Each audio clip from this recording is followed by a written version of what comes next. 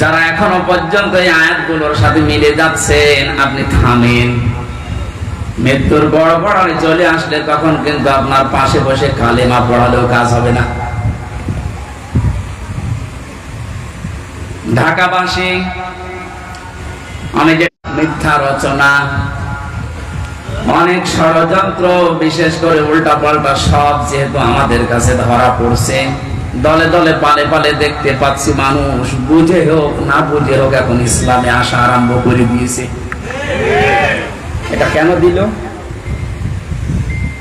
কোরআনে কারীম জানিয়েছে, ইযা জাআ নাসরুল্লাহি ওয়াল ফাত ওয়া রাআইতান নাসা ইয়াদখুলুনা ফি দীনিল্লাহি আফওয়াজা। আল্লাহ পাক বলেন, হে নবী, যখন আমার সাহায্য আসবে তখন আপনি বিজয় দেখতে পাবেন। কিছু না হলেও কিছু আমরা পেয়েছি। আল্লাহর সাহায্য আসার কারণেই কিন্তু আমরা বিজয়ের স্বাদ পেয়েছি। মানুষ যে পরাধীন থাকলে কি হয়, এটা এই 27 দিন আমি টের পেয়েছি। সবচেয়ে বেশি টের পেয়েছিলাম মাটির নিচে যতদিন ছিলাম। ওই সময় চোখের ওপরে কালো কাপড় বাঁধা, আমার হাতে পেছনে হ্যান্ডকাপ দেওয়া, পায়ে ডান্ডা বেড়ি দেওয়া, মাথায় দড়ি দিয়ে যখন টেনে নিয়ে যেত, মনে হচ্ছে এ পৃথিবীতে সব চাইতে বড় অসহায় আমি। মাটির নিচে অবস্থায় ছিলাম। আপনারা উপরে যারা ছিলেন, বিবেক দিয়ে বলেন তো, আপনারা অসহায় ছিলেন না? গত কয়েকদিন আগে কুষ্টিয়ায় বাংলাদেশ জামাত ইসলামী ওলামা বিভাগের আয়োজনে 500 আলেম সব ঘরানা থেকে নিয়ে এসেছিল। কত? 500।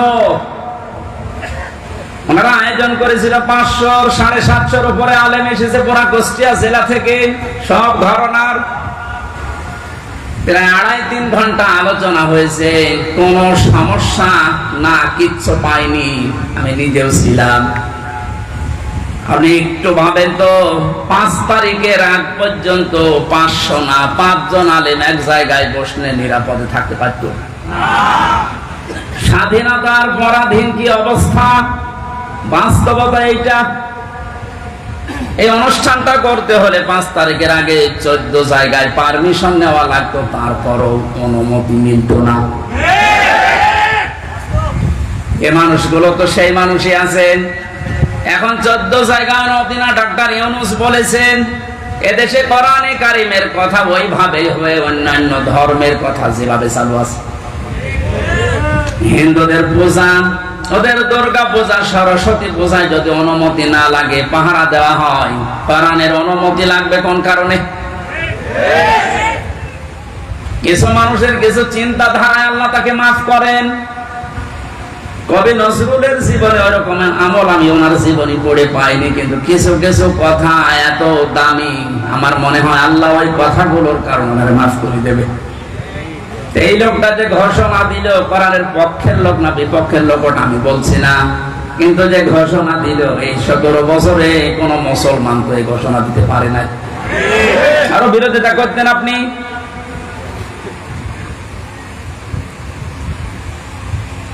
অন্যান্য ধর্মের অনুষ্ঠানে যদি অনুমতি না লাগে, মুসলমানদের কোরআন প্রচারে প্রসারে অনুমতি নেওয়া লাগবে। কোন কারণে? কোন অনুমতি আজকে থেকে নেওয়া লাগবে না।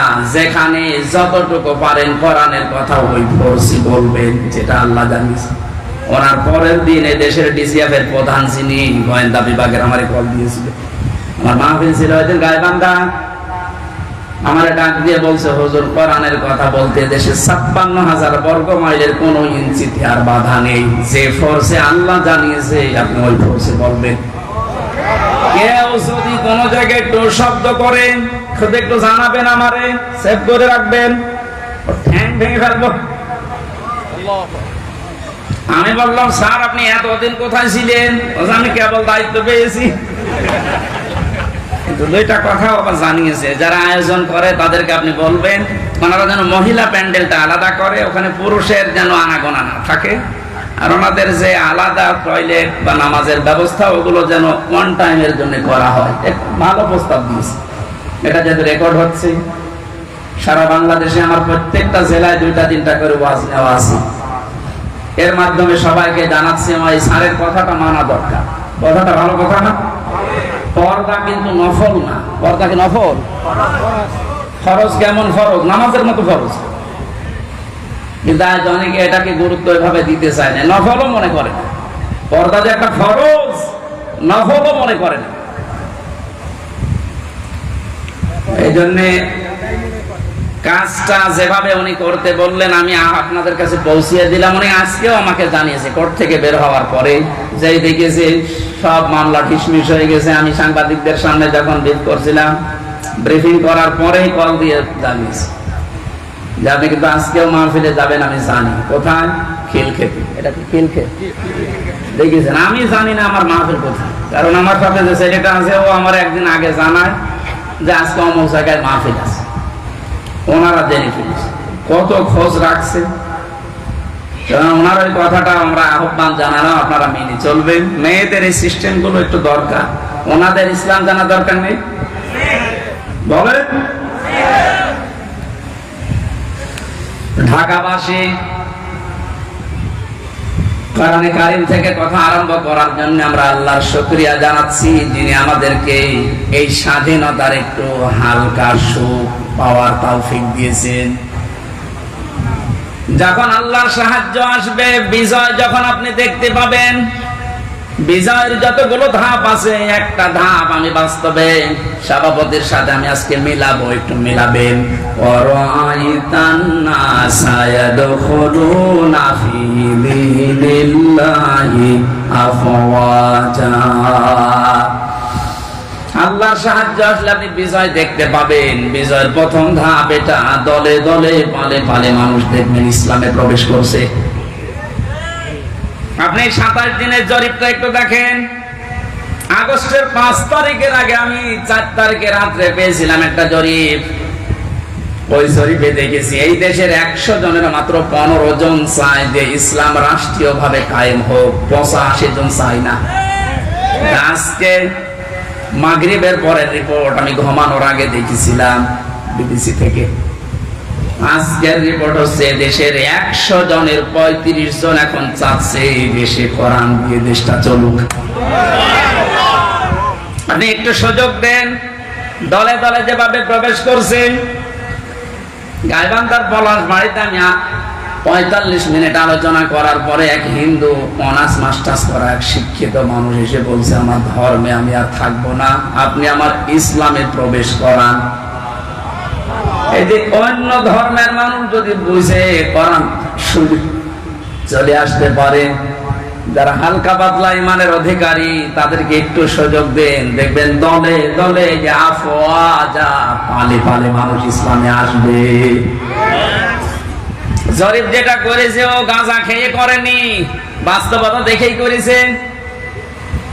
35 জন যদি হয়ে যায় 27 দিনে, আর 27 দিন যেতে দেন, 50% মানুষ যখন ইসলাম চাইবে দেশে কায়েম হয়ে যাক, আল্লাহর কসম কেউ বাধা দিয়ে ঠেকাতে পারবে না। ওই যে ঐক্যের ডাক দিচ্ছিলেন, ওই কথাটা বোঝানোর জন্য একটা উদাহরণ বলছি কয়েক মিনিটে, একটু মিলান। হোস্টেলে 100 জন ছাত্র, প্রতিদিন ওনাদেরকে যে নাস্তা দেওয়া হয়, এর ভেতরে 20 জন ঘাট তাড়া করে আছে যে না এই নাস্তা আমরা খাবো না। কয়জন? 20 জনের ভেতরে না, 100 জনের ভেতরে 80 জন। 80 জন বলছে এই প্রতিদিন এই যে নাস্তা দেওয়া হয় এটা আমরা খাবো না, এই মেনু পাল্টাতে হবে। হোস্টেল যিনি সুপার আছেন বলছেন তাহলে ভোট দাও। প্রত্যেকেই ভোট বাক্স দিয়েছে। কেউ বলছে আমরা রুটি পাউরুটি চাই, রুটি কলা চাই, কেউ খেসুড়ি চাই, কেউ রোল চাই। এভাবে একটা একটা করে দিতে দিতে সর্বশেষ দেখা গেল 20 জন মাত্র যে নাস্তা ছিল আগে ওইটাই আছে, আর বাকি 80 জন এই নাস্তার সাথে একমত না। 20 জনের এক জায়গায় ভোট পড়েছে, এখন 80 জন বাকি আছে, ওরাও ভোট দিয়েছে। কারোটা 15, কারোটা 14, কারোটা 18, এভাবে করতে করতে ভাগ হয়ে গেছে। নাস্তার বিল যেটা পাস হবে বেশি সংখ্যক যেহেতু মানুষ যেখানে পাস হবে ওইটা 80 জন থাকার পরও নাস্তার ওই বিলটা পাল্টায়নি, কারণ এখানে কয়জন? আরো জোরে বলে। আমি শুধু বলার জন্য বলছি তা না, এটা জীবনে মিলাতে হবে। আজ সময় এখন ওইটাই। আমরা সংখ্যায় টুপিওয়ালা মানুষ। এদেশে 100 জনের 96 ভাগ আমরা মুসলমান। 20 জন যদি এদেশে ইসলাম নাও চাই, 80 জন আমরা চাই, কিন্তু ছোটখাটো বিষয় নিয়ে মতপার্থক্য করার কারণে আজ আমরা দল বিদলে বিভক্ত হয়ে 20 পর্যন্ত যেতে পারছি না। 18, 17, 15। জেলখানার ভেতরে আমি ছিলাম মাওলানা মামুনুল হকের সাথে 3টা বছরই। মানে মাঝে মাঝে বলতেন, হামজা বাইরে থাকতে ভাবতাম কি আর ভেতরে এসে বসতেছি কি। এখন যে পাল্টিয়ে যাব, কে বুকে হাত বাঁধে, কে আমিন জোরে বলে, কে নবীকে দাঁড়িয়ে সালাম দেয়, কেউ বসে সালাম দেয়, ওসব সব বাদ। আল্লাহ একজন আছে, রাসূল একজন আছে, কোরআন আছে, এই কথা বিশ্বাস যারা করে তাদেরকে এক জায়গায় নিয়ে আসা লাগবে। ইহুদি, খ্রিস্টান, বৌদ্ধ, মুশরিক যারা, ওরা কিন্তু এই ধোঁয়াগুলো তুলে আমাদের কাজ আলাদা আলাদা করে দিতেছে। এই জন্য 80 জন হওয়ার পরও 20 জনের সাথে পারছি না। এক কথা বলছেন? যেভাবে চলতেছেন, আশা করছি কোরআনের এই আয়াতটা বাস্তবে আল্লাহ আমাদেরকে দেখাবেন। আরাইতান নাসা ইয়াদখুলুনা ফি দীনিল্লাহি আফওয়াজা। দলে দলে পালে পালে যেভাবে মানুষ ইসলামে আজ দীক্ষিত আর আরম্ভ হয়েছে, আল্লাহ পাক যেন চর্ম চোখে দেখার তৌফিক দেন যে কোরআন দিয়ে 56,000 বর্গ মাইল চলছে। শোক এবং শান্তি শব্দ দুইটা। শোক 3টি বিষয়ের নাম, শান্তি 4টা বিষয়ের নাম। বাস্তবে ছোট জীবনে বহু দেশ আমি ঘুরেছি। আমি আকিস গ্রুপে চাকরি করতাম খতিব হিসাবে। ওনারা একটা ভিসা লাগিয়ে 27টা দেশ আমার একবারে ঘোরানোর ব্যবস্থা করে দিয়েছিল। যদিও 3 বছর জেলে থাকার কারণে আমার ভাগ্য হয় নাই, তারপরও আমার ব্যক্তিগতভাবে বহু দেশে আমি গেছি। সুখ শান্তি এটা কিনতে পাওয়া যায় না। আল্লাহ পাক সুখ এবং শান্তি নিজের পক্ষ থেকে দান করেন। 53 বছর হয়ে গেল, সুখ শান্তি দুইটার একটাও আমরা এখনো পাইনি, অনুধাবনও করতে পারছি না। কারণ চলছিল 53 বছর মানুষের তৈরি করা নিয়ম নীতি দিয়ে। বাবা চালিয়েছিল, আমি দেখি নাই, ওই মুরব্বীরা দেখেছে। বাবাটা দেখে নাই। স্বামী চালিয়েছিল, ওনারা দেখেছে, আমি তো দেখি নাই। আমার 92 সালে জন্ম। চাচা চালিয়েছিল, বউ চালিয়েছে, ভাবিও চালিয়েছিল। সবগুলোই আমরা দেখেছি। শুধু কোরআন দিয়ে দেশ চললে কেমন দেখা যায় আজও দেখিনি। দেখেছেন? এটা দেখেছেন? দেখেছেন? এটা দেখার দরকার না যে এটা দিয়ে চললে কেমন লাগে।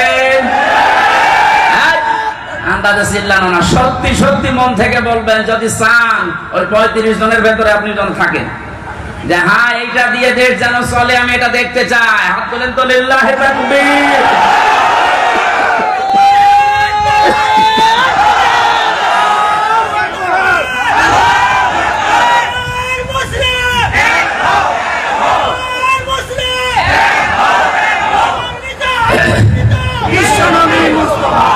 আলহামদুলিল্লাহ।